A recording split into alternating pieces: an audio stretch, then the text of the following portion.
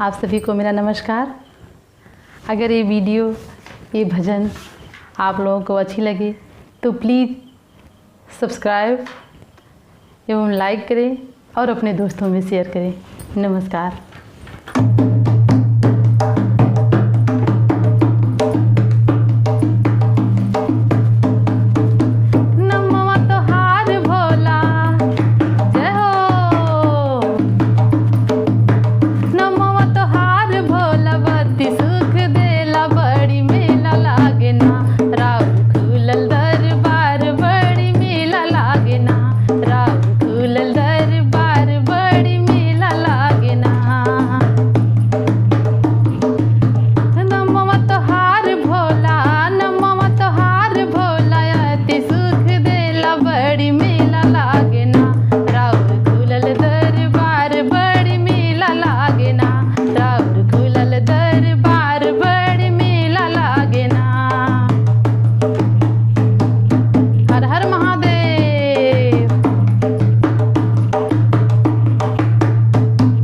बाबा भोलेनाथ बीजनाथ बैजनाथ हो, तोहरा के रहत कैसे होई कोई अनाथ हो।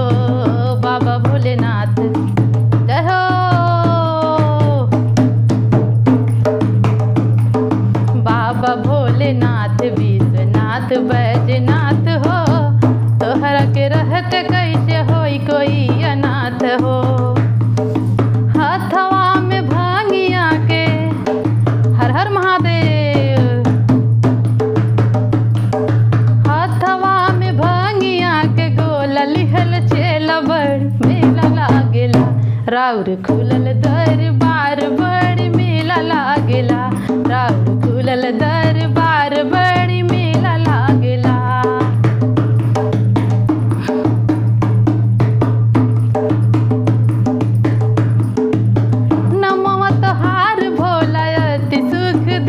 बड़ी मेला लागेला।